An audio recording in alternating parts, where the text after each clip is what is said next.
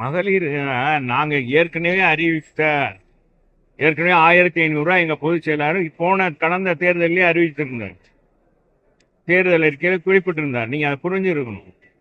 இப்பொழுது 2000 உயர்த்தி கொடுத்திருக்கிறார்.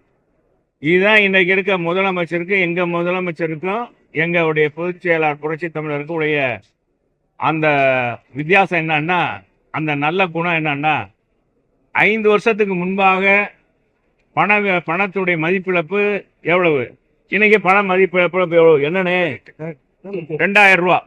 இது ஒண்ணு புதிதாக யாரையும் காப்பி அடித்தில்லை. காப்பி அடித்து பழக்கப்பட்டவர்கள் யார் என்றால் திராவிட முன்னேற்ற கழகம். அவங்க எங்களை சுட்டி காட்ட ஒரு விரல் எங்களை சுட்டி காட்டுறா டிஆர்பி ராஜா, 4 விரல் எப்பா நம்ம தான்ப்பா தப்பு பண்ணியிருக்கோம், நம்ம இந்த 4 வருஷமா 4 வருஷமா தப்பு பண்ணிட்டு இருக்கோம் அப்படின்னு அவங்கள சுட்டி காட்டுறாங்க. அதனால அது ஒண்ணும் இல்லை. அது ஒரு பெருசா நீங்க ஒண்ணு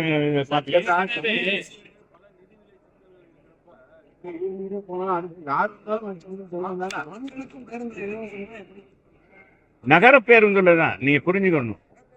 நகர பேருந்துல ஆண்களுக்கும் இலவசம்னா, ஆண்கள்ல எத்தனையோ பேர் வயசானவங்க, பாவப்பட்ட மக்கள், பாவப்பட்ட ஆண்கள் இருக்க மாட்டாங்களா? வறுமை கோட்டுக்கு கீழே இருக்கவங்க எத்தனையோ பேர் இருக்காங்களே. எத்தனை பேர் எல்லாருமே எல்லாருமே பணம் கொடுத்து போகிற அளவுக்கும் இல்லாதவங்களும் இருப்பாங்க.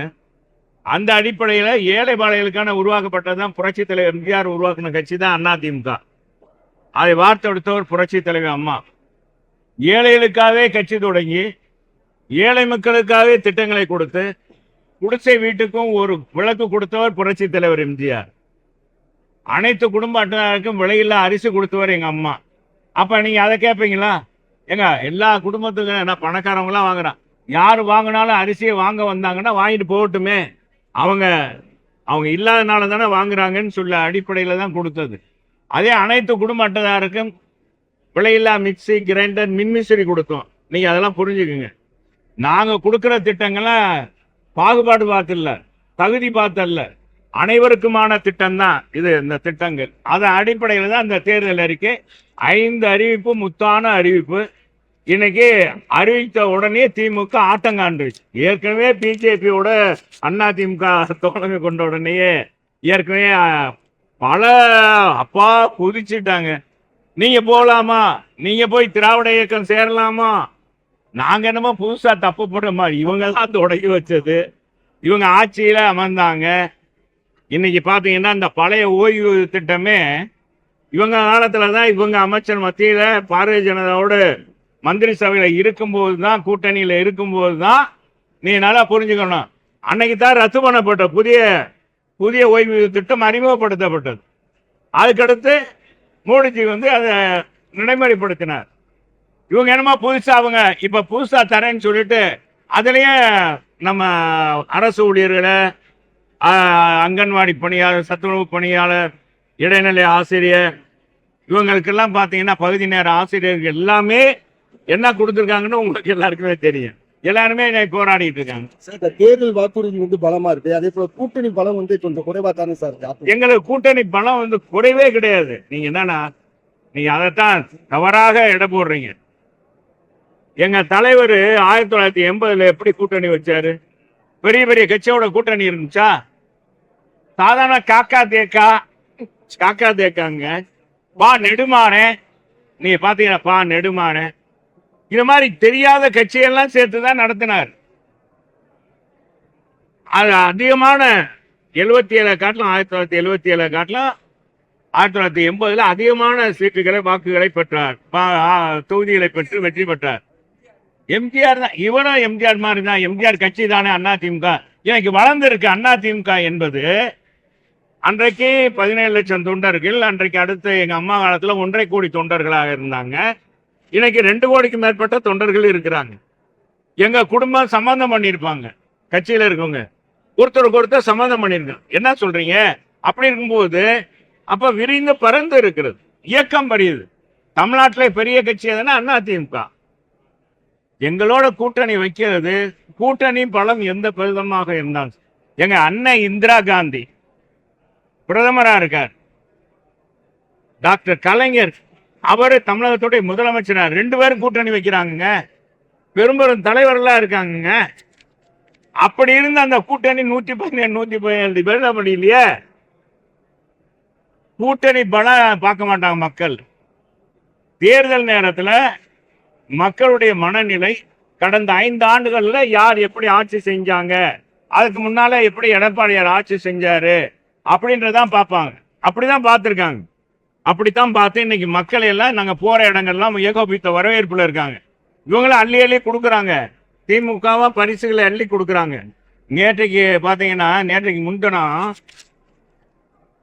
சென்னை அண்ணா நகர்ல அங்க இருக்கிற சட்டமன்ற உறுப்பினர், திமுக சட்டமன்ற உறுப்பினர் பேர் சொல்லல, காத்து கொடுக்குறாரப்பா, சீர் மாதிரி கொடுத்து விடுறாரு.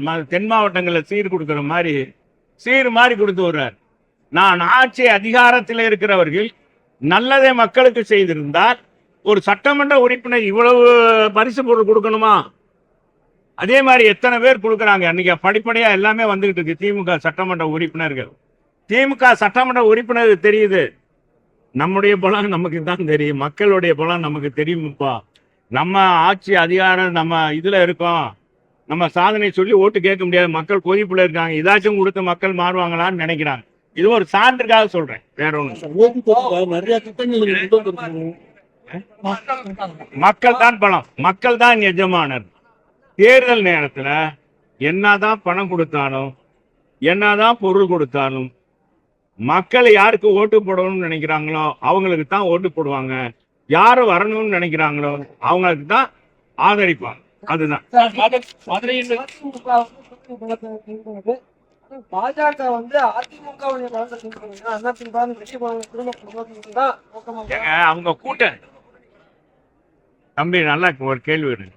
ஒரு கூட்டணி தர்மத்துல அவங்க இருந்தவங்களை கூப்பிட்டு சேர்த்துக்கணும்னு நினைக்கிறது தப்பு ஒண்ணு இல்லையே. இது தவறா நீ எழுதக்கூடாது. எதுக்காக? அதுக்காக எல்லாம் கருத உங்களுடைய பெருந்தன்மையை காமிக்கிறாங்க.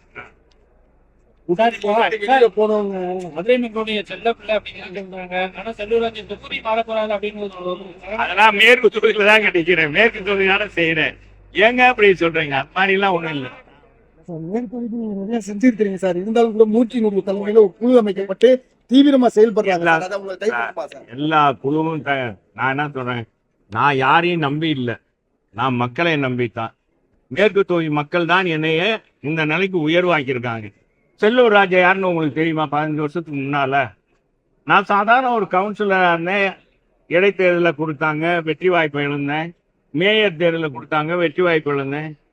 எதை நான் ஊருக்கும் உறவுக்கும் தெரிஞ்சவனா இருந்தேன். என்னை உலக அறிய செஞ்சவங்க எங்க அம்மா இங்கே சீட்டு கொடுத்து இந்த தொகுதி மக்கள் தானே என்னை உலக அறிய செஞ்சாங்க. 3 தடவை என்னை ஜெயிக்க வச்சிருக்காங்க. நானும் அது தடவை அவங்கள தான் நம்பி நிக்க போறேன். அது அதெல்லாம் சீட்டு கொடுக்கலாம், எங்க பொதுச் செயலாளர் தான் கொடுப்பார்.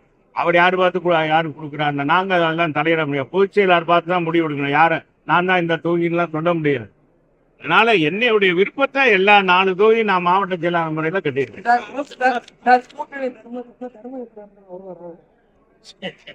அது என்னன்னு தெரியல. அதெல்லாம் பொதுச் செயலாளர் தான். நீ வேற ஏதாச்சும் கேள்வி